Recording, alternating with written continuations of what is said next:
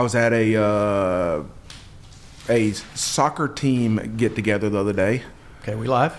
Yeah, and another guy came up to me, and I mean, he's a listener, but he also works for a competitor. But we still got to give him a shout out because he's a listener, right? Okay. Yes. Yeah. So Matt Stinson, very nice guy, works at Riverside Roofing Supplies. Oh. But he just said, hey, we haven't formally met, but I've been checking out the podcast. No way. Yeah. Matt Stinson, yeah. Riverside Roofing. I believe that's his name. And so I'm almost sure. I think it is him. I think it's him. So that's Mr. Bill at Riverside. Mr. Bill, just the nicest guy. Phenomenal guy. Yes, I remember, and I even told Matt this. I was like, the Mr. Bill stands out because when the roofing company would order supplies, he would send handwritten thank you notes, which I found your dad does as well, Mitch.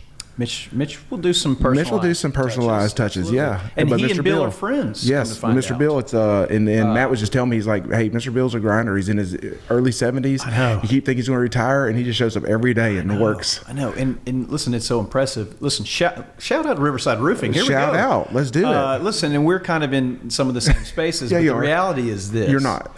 Well, to a degree, but the reality is this: that in the roofing business and sales of roofing, so much of that has gone to these massive companies. Well, they're the last locally owned supplier standing. Correct. It's all they do. Correct. So they're. I mean, and listen, it's such a hard place to be because these massive companies have come in. Yeah. And so I love the fact that we still have a local supplier that serves the Mr. Bill, hold out, buddy. Hold out. That's right. Don't sell. If you want to sell, give me a call. But no, and listen, when he calls, I've dealt with him on the phone a few times, and it's just the sweetest guy. Yeah. So shout out to Mr. Bill. Long running local business. Long running. We should have him on. Absolutely. That'd be great. I'd love it. I'd love it. So last episode was great. Last episode, yes, Bo. What a guy. I was so impressed. Yeah, I was supposed to change my hat. So since me and Josh are just so busy, we try to record 2 episodes in one day, and my wardrobe. Josh gets away with it because he wears the same shirt every day. For me, my wardrobe change was to change my hat. Yeah, but I didn't. But look, it's a Mavs hat. I'm rooting for these guys to go all the way this year. Yes, when this episode comes out, hopefully they'll be in the finals against the Celtics. I hope so. Winning. Yeah, winning. Let's see it. I'd love to see it. Man, I will say this. Shout out. I know we're local only, but Dallas is 3 hours away. Right. And if you have kids, take them to a Mavs game. Like the whole time I'm there, I'm just like, my kids would absolutely. And I got back and I showed them the video, and they're like, "Dad, well, you didn't take us." Yeah. You know, and that does bring up another conversation. This feeling you have when you've been talking about experiencing something with your friends, and then you look on Facebook and they went without you, kind of like you did. That's true. Now, the only way you got away with it is you did bring your daughter. I did. Okay, so I was like, okay, a little forgiveness, but then the Mavs lost, and I'm like, see, Josh, that's what you get, There's not a lot of 11-year-old girls that get an hour of NBA podcast on the way to school every day. And so she's in. She was so excited. Oh, this is who Bill Simmons was talking about. That's exactly right. That's exactly right. So as an 11-year-old girl, it was quite a thrill to take her to the Mavs playoffs game against the Thunder. Yes. It was a great game. Yes. I love both of those teams. Yes. Well, obviously, I'm a big fan. And yes. to be able to share that with her. And look, she enjoyed it. I took half a day off. There you go. And she enjoyed it? She loved it. Okay. She loved it. Did y'all drive back that night? No, we stayed at a hotel. We stayed in Buc-ee's. We slept in Buc-ee's. And nice bathrooms there. Right. Right. And so, no, it was a wonderful moment. And look, we've been talking about so many things, right? We've been talking about the ideal wheel, success in life, there's business, there's spiritual, there's all these things. And for me, some of the things that I know that I have to work on is how do I spend quality family time? Yes. How do I do that? What can I do? And I mentioned it to my wife. I said, I'd love to take my daughter to an NBA game. And she said, that would be great. Yes. That'd be a great memory for both of you. Yes. And so I'm going to claim it as a success, buddy. Yes. And so y'all went, just you and her. That's right. Okay. Just making sure I got Matt's name right before so we can fix it real quick. Yes, nice guy, Matt. So y'all you go to the game. Do you eat somewhere before, or do you just eat at the game? Well, she wanted to eat at the Velvet Taco. Okay. Have you ever been to Velvet Taco? I believe maybe. Do they have a bunch of them? So they have a bunch of them. But here I might have gone to one late at night. Yeah, they're kind of in that Torchy's space. Yes, I kind of went late at night one night. Yeah. It was in Dallas. Yep. We went to a Justin Timberlake concert. Oh. Same place, American Airlines. Okay. Man in the Woods tour. Okay. Has he ever been out in the woods, you think? You think he's ever done that? I think it's trauma from a childhood experience. You don't get dance moves like that hanging out in the pines. No. So we go to that, and then afterwards we were there with some friends of ours. And we're like, we're hungry. What's open? Velvet Taco. It's great. It's like in an old gas station or old Whataburger or something. It was like come on to Shreveport Bossier Velvet Taco. Velvet Taco. We'd love to have you. Yeah, we'd love to have you. Sure. I mean, can you have too many taco places? No. I mean, clearly not. But since we're on the kick of tacos and locally owned businesses, let's do it. Let's go ahead and shout out. I'm going to go ahead and shout out my favorite. Not saying there aren't great tacos out there. Okay. Great places, but I'm going to say the appreciation that is put in to making the tacos at Key Mexico is just such a great. Man, just the outdoor, they've added on the shade. They have music outside. Yeah. Just and the nicest people. What's the taco with the cheese on the crust? Oh yeah. That's the one I get. Yeah. No, it's Is it La Gringa? I think that's right. The Gringa. Right. Oh, it's so amazing. La Gringa, it's the bottom one. That sounds yes. Right. Oh my amazing. gosh. Amazing taco. So shout out to Key Mexico. I'm not sure if that's the name of it. It's the one at the bottom. It has pork and cheese. That's right. They put it in it's so good. It's so good. Yeah. Yeah. Some good music. In fact, me and Laurie were like, we need to take the kids before it gets too hot. Take them, let them run around. So best taco. Great taco. Local taco. There you go. Okay. I love it. In our opinion. Yeah. Absolutely. I don't know about the whole taco wars. I don't know about the taco wars or whatever, But right. I'm trying to think if there was anything else, any housekeeping matters we needed to address. We could talk about your mom. No, so I going into this episode, yep. I'd been thinking about, and actually I've been reading a book. Yep. And I've been thinking about this topic for a little while because I come into this whole space cynical. And so I'm going to start this with, is this woo or is this true? Okay. And growing up. You're talking about woo as in like woo-woo. Woo is just kind of like, crystals or that kind of thing. Yeah. Because woo also stands for winning others over. Oh, okay. Well. But you're talking about. It's a different episode. You're talking about. Correct. Hokey.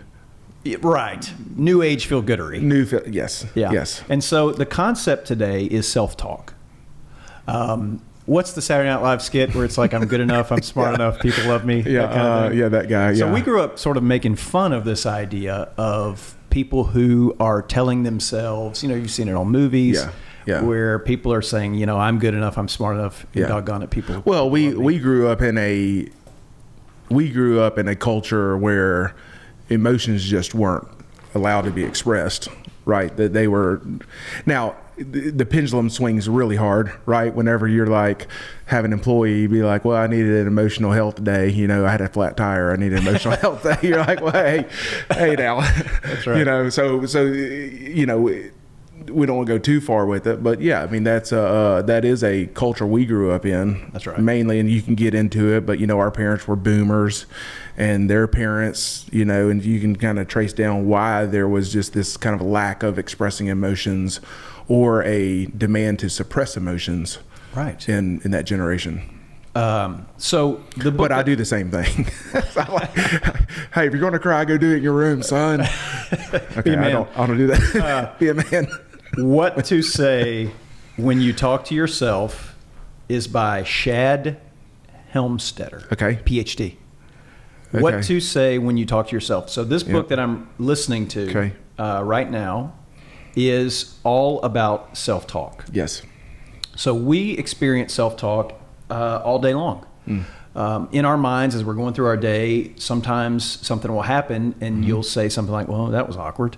You know, like, oh, I kind of feel like an idiot, or I'm terrible at math, or my mother doesn't love me, or, you know, you just kind of go down the list of things. If you're really taking an inventory of what are you telling yourself? What are the thoughts that are popping up? And I think what the book is getting at is, where does that come from? And can that be influenced? Yeah. And as the book says, yes. Yeah. And so, right off the top, what do you think about that? Well, I go, you know, this was probably one of the most helpful things with being in business coaching, which we do. Hey, big announcement. Yes. Our coach is coming. That's right. He will be on the podcast in a few weeks. That's right. Special guest. He will be here. Special guest. Okay. From out of town. Ooh. Yes. Yes. Are we covering traveling expenses? No, don't. No. So, yeah, you know, so for him, one of the shapes I always go back to are pictures he draws, you know, the glacier, right? Yes. The iceberg.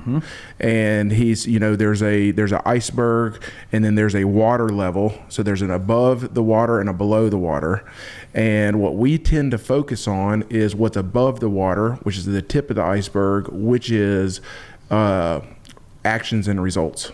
That's what we focus on, right? And that's really how we've set up our businesses. All of our dashboards, are you successful or not? Let's look at what your actions were and let's track the results. And so when we sit down in meetings, or that's just what we go to. And the truth is below the water of the iceberg.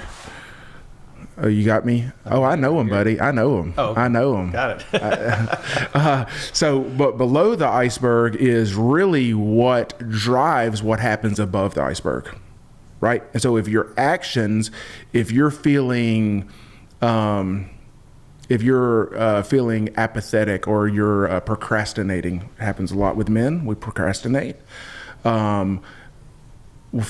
You know, there's a lot of insecurities that maybe we feel like we're not good enough, so we're just not taking actions. Well, below the water is where we get to our thoughts, our feelings, and our beliefs, right? And so really those three things really help you dig into why your actions aren't where they need to be, and consequently the results need to be. So part of that, thoughts, feelings, and beliefs. And that's really getting into it, right? The belief statements. What do you believe about yourself? Exactly. And what you really believe about yourself is what you're telling yourself. And so what Chad suggests... Chad with an S, suggests is that those beliefs are shaped by programming. Yes. Almost in a way that a computer has software that it runs on. Yep. And that programming can be healthy. But many times it can be unhelpful. And to understand and to catch yourself in the moment when you've got negative or unhelpful programming, that basically when you're looking all the way at the end of the rainbow for the actions and results, we need to start with the beliefs. That's right. And then we need to look at the beliefs and say, what programming is leading to these beliefs? Yeah. Well, and I would even say, as an adult, most of the programming has been done, right? So like really the major programming is done when you're in your adolescence or you're a kid, right? And so that makes me think two things. One, what programming am I doing with my kids? 100%. And then I tell myself how crappy I am as a father. So that's what I'm telling myself. It's a vicious cycle. It's a vicious cycle. But seriously, so it makes me evaluate. I'm programming my kids, and that's going to depend some on their success and how they go about life. But then two is the way that I'm talking to myself or saying to myself, a lot of that has to do with the programming that happened to me, maybe even things that I don't remember, right? And so it's not even a deprogramming, it's almost like a reprogramming. How do we reprogram? Correct. So the premise of what does Shad say? Well, the premise of the book is ultimately we make our choices on what we believe and why, and then act on these beliefs. So the power here, and again, I start with woo or true because I come at this with a lot of cynicism. Yep. Okay, and I'm trying. I want to fully embrace my whole self. But at the end of the day, I come at this with cynicism. But ultimately, it is true that that internal programming, or what I would say your internal self-narrative, really does matter.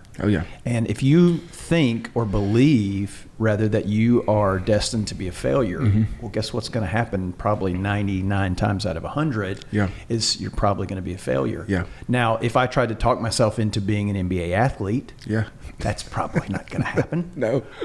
Now, however, I think there's many things in the spectrum of what I could achieve that if I were to slightly tweak my belief about myself, that I could most certainly achieve things that maybe I didn't think I could. Right? So for you, what do you recognize as some of these negative beliefs in your own life? Like what do you see?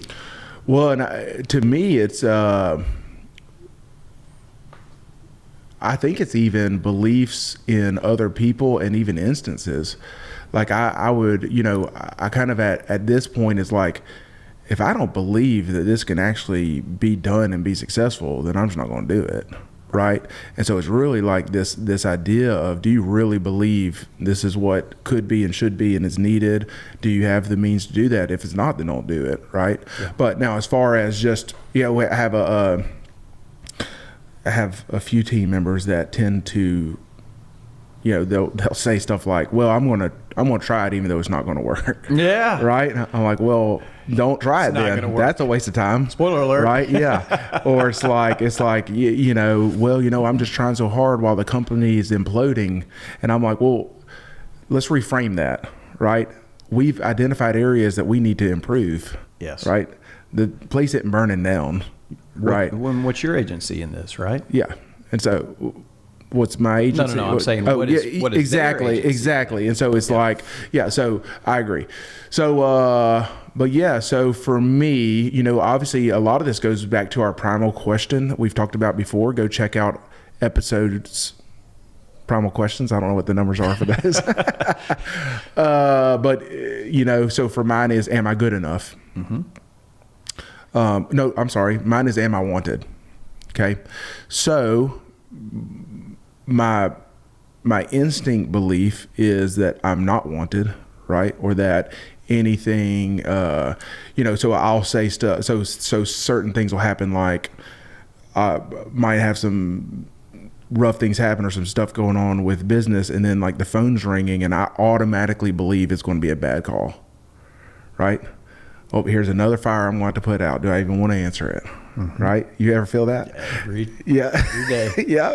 So that's a belief, is automatically being like, well, this is going to be hurtful or whatever. Then, sometimes I will find myself seeing things being said like on social media and think it's about me for some reason. I'm like, this person might not even know who I am, but I'll be like, am I not wanted? Like it goes to an extreme, but then it's like, so then I have to ask myself, well, where is my validation coming from? Right. And so that's where the kind of, how I kind of get back to where I need to be, or the regulating, like Jason would say, is my validation's in the wrong place. That's right. Like, who cares if they are even talking about me? Yeah. These people don't care about me or know me. Right. And that's not definitive for you. Sure. Their thoughts are not necessarily definitive of who you are. Correct. So I don't know if I answered that question. I just rambled a lot. But no, I think that was really good, because for everybody this is going to be a little bit different. And I like how you tied it back to your primal question, because it does seem like when you're saying, am I wanted? For me, a lot of the self-talk does come back to my primal question of, am I successful? And so I use the wrong things for definitions of success. And I will look at those, and I will wear certain things that I don't need to wear. Like, hey, this didn't turn out the way I wanted it to turn out, so this is on me. And therefore, I am not, successful.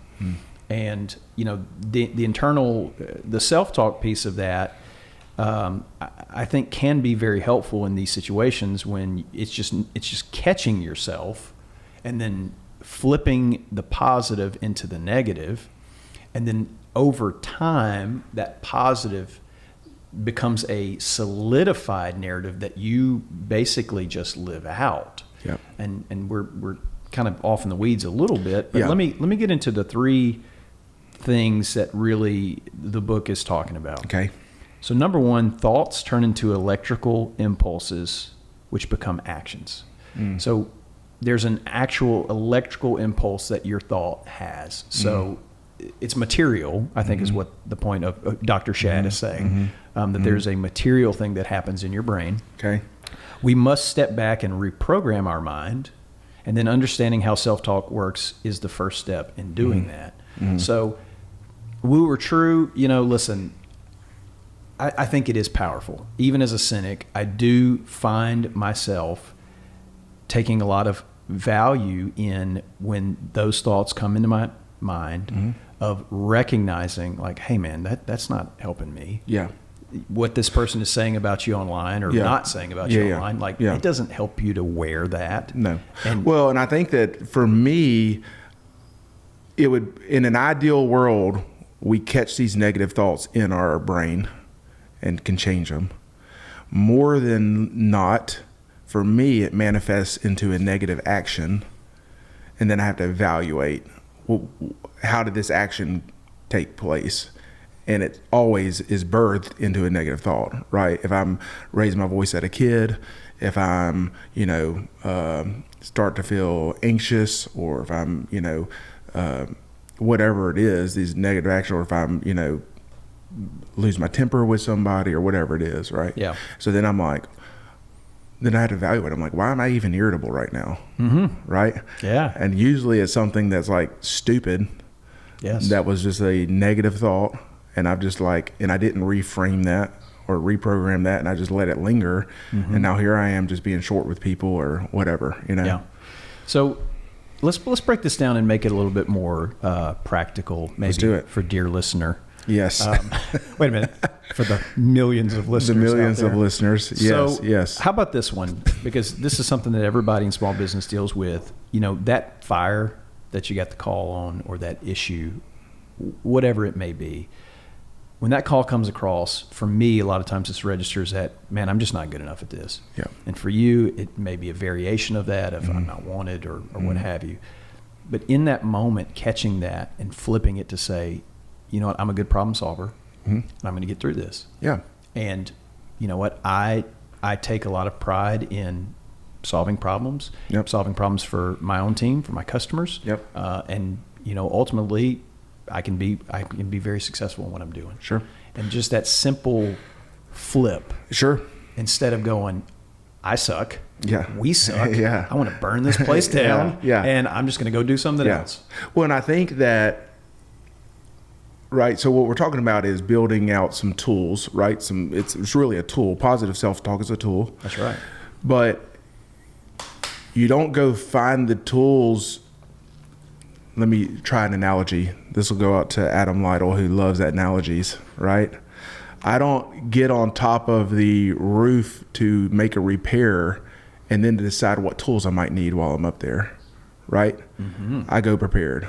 Right. And so for us, we're not going to be in this scramble, talking bad about ourselves, and then have the ability to go and form these tools in the moment, right? We have to plan, right? The planning comes when you're not beating yourself up in your mind, right? When you're in a positive space, knowing, hey, I have a tendency to be negative or hard on myself. When these things happen, I need to have tools in place. So what do I need to have tools? For me, it might be a few statements reminding myself of my value.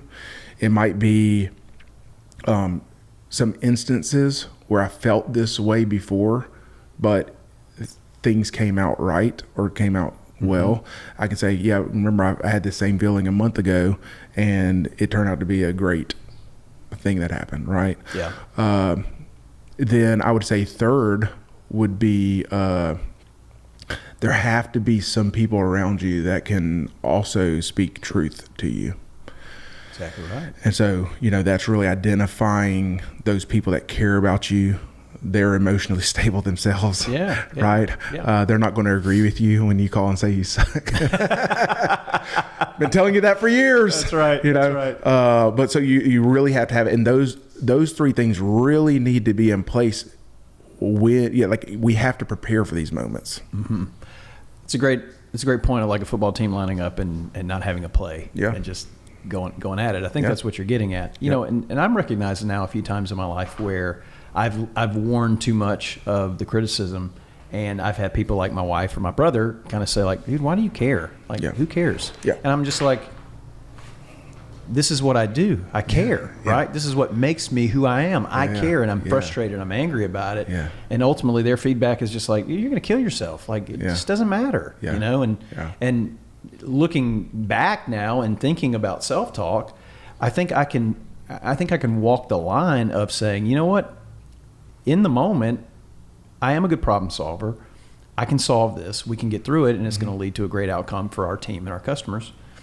Rather than just wearing the fact that, I'm not good at this and feeling feeling like I'm in the swamp or something. Yeah. Yeah. And when having that, like you said, when those people have kind of told me, I'm not listening to them. Yeah. I'm like, you don't know what you're talking about. Well, and you think of the tip of the iceberg, right? The actions. I mean, when you're beating yourself up, you're not taking any positive actions. That's right. Right? Oh, that's exactly right. We're going to Grandy's and getting that double chicken fried steak. That's right. Right? Give you some extra rolls. Let's fill ourselves up. That's what we're doing. Well, right? It's funny. We could do a whole episode on how you like cope with pain and uncomfort. And there's just, that is for so many people. When we talk about just negative actions and things that don't serve us well, so much of it is trying to mitigate pain and trying to mitigate bad feelings that we're not processing. And what you're saying is, hit me with those rolls. What you're saying is like, I want something in my brain to stop making me feel bad. Oh, yeah. I want that it's hit, pain avoidance. Baby. Give me that butter. Yeah. I want that butter. I want that salt. Or it's, it's years, or it's a childhood of being told, well, your opinion doesn't matter, or you're not valued, or you go try it, but you're going to screw it up anyways, right? That's right. And so then that literally is ingrained in us, and it really does determine so many of our choices every single day. Yeah. And, how do you, you almost have to view, like there's like a little boy inside of you that's just like screaming and crying for this, attention or this validation or whatever. And you have to like reason with it. Yeah. Right. And I know it's like very therapy-ish, right? Mm-hmm. But it's true. And so like until I think that most of us can sense that being a case at times, but is there a willingness to do the hard work, right? Because that's the hard work, right? The easy work is, hey, make these calls, do this, balance this checkbook, add this up, go fix this roof, go do this, right? The hard work is really an internal work. That's exactly right. That is not easy. They tell they kind of do a little story about like running promotions at your work. Like, hey, if we all sell this, we'll get this. And, these places of business will come up with promotions where the folks will go and, and for a little while it'll work, and then they'll flip and have to do another promotion. And then for a little while it'll work. And then, so they keep having to come up with these little games really.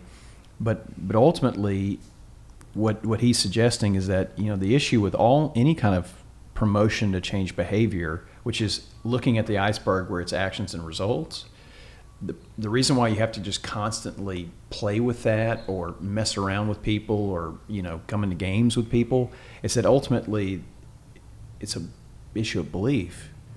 It's an issue of the programming. And so if somebody wanted to be successful in sales, say the sales contest or whatever, if you've got to constantly game with somebody to get them to, to change their actions and results, maybe you're looking in the wrong place. Yeah. Well, yeah, is it sustainable, right? And then I remember in one of I think it was Andy Stanley's principles was what reaches people keeps people. And so it's the same thing as what you're using to motivate people. You have to keep doing that. That's right. And you got to make the next thing bigger and better to be able to do that. And is that sustainable? Yes, and that's human nature on everything from the actions, results, all the way to the beliefs. Human nature is, it's a dumb thing to say, but it is what it is. And to understand that, do you have fertile soil for those folks? In other words, is the programming in their beliefs fertile enough? You can't come to somebody and say, hey man, you really kind of suck at selling and I need you to step it up today. Or, if you come to people and go, you're an amazing salesperson, you're so good. It's like at the end of the day, that person's internal beliefs, their internal programming is really what's steering that ship. It's the carrot and the stick is not really driving. And that's why I always tell people in my managers, when an employee comes to you upset about their pay, 99% is not about their pay. There's an underlying, either they don't feel valued, they aren't trained properly on what you're asking them to do, and that's just the easiest topic to come out and say, I'm just not paid enough, right? And so it's always usually something underlying. There was something else I was going to say about what you were saying, but what about number 2? Are we still on number 1? No, we've gotten through all 3. Okay. We just didn't number them. I think that's really, and this goes back to something that I know you've spent a lot of time working on with your company, and I'm walking through it with one of my companies now, is that the foundation has to be this shared set of core values that your belief hinges on. Right? Because again, if my team member, if my plumber is out there not taking the right actions and we don't see the right results, well, we got to go all the way back to what the beliefs are, right? It can't be your actions are out of line. So if you do that again, here's your consequence, right? That's managing actions. But it's an endless cycle. You will never gain traction if that's all you're trying to do is manage actions. That's right. It has to go back to these beliefs, and we all have to be on a clear page. We all have to agree on these beliefs and be behind them 100%. So anyways, we're working through those right now.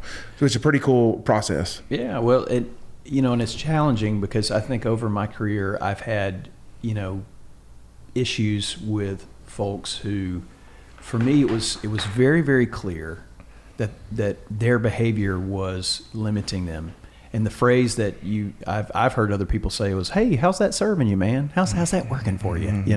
And because really what you're trying to get the people, the person to understand is that, hey, when this is your behavior, there's these negative consequences. And there's negative consequences that you may see or that you may not see, but are happening. And so this action, this result that you're getting is not serving you well in your own purpose. And so that seems like a very clear message to somebody. Here's what I'm here to tell you, brothers and sisters. It's not. It sounds so logically cohesive, and it sounds like something that somebody would go, oh, thank you. Thank you, dear teacher. Now I've learned. Now I'm going to change my ways. The reality of it is that even using a concept like that with some folks is not good enough. And I think I'm understanding more about why. And that why is that, no, it goes under the iceberg. That's right. It's their belief. It's the programming. I can't point it out to them in all my infinite wisdom about where they're getting this wrong. We got to start there. And you can't, it's impossible, right? If we're going to focus on the behavior, the actions, that's micromanaging, right? You don't have you can't scale and micromanage. Correct. You just can't do it. So the only way to scale is to develop team members that can make decisions based off of what's best for the company, right? And that is that the filter is not what do I feel like doing, what do I want to do, what does the owner want me to do, right? The question is what's best for the company.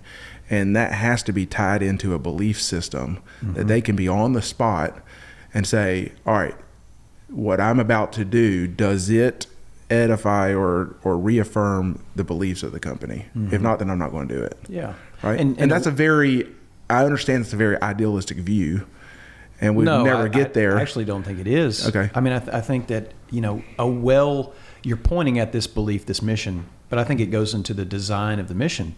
And a well-designed mission for a company brings alignments of incentives for the individual, the team member, and the company together. Sure. And when those are in alignment, then why would you not pursue that? Why would you pursue something different than that aligned mission? Yeah. I say idealistic in the fact that, I mean, it's such a big task, right? For me to think of a 22-year-old plumbing technician, to be remembering our core values while he's underneath a house having sewage dumped on him, right? That's right. And so, but that's our work. That's what leadership is. That's exactly right. My Anna yesterday in the pool, she's 8, and she goes, Zeke did something. She said, "Oh, I'm about to do what Zeke did," and she goes, "That's called leadership. Pop taught me that." She said, "I'm about to do what someone else is doing." Yeah, she said, "That's called leadership." Oh, she was pointing when someone follows you. Yeah, that's called leadership. She goes, "Pop taught me that word." I was like, "Oh," so yeah, pretty interesting. That's a beautiful example. Yes, leadership. That's right. Leadership. Within your family, you're growing leaders. Hey, I'm growing leaders. Growing leaders. Yes. The next generation. Okay, so listen, this is going to be a shorter episode. Shad. Yeah. Thank you, Shad, for your work. This book was written in 1986. Oh, wow. Yeah. Wow. So, hey, obviously it's been around for a long time. I was a young lad. Well, yes, I was. It was a good year. The 86. That's right. Celtics. Is that the year the Celtics won? That sounds right. And I'm going to tell you, there's only one reason why I remember that. But let's see here. We're pulling it up. Celtics. Hey. Look at that. Can I tell you how I even know this? Please. Because I went to the Mavericks game this week with literally the Walking Sports Encyclopedia, Jason Wood. He knows it all. And it's funny because we were sitting eating for the game, and this older gentleman sits there, and he's like, yeah.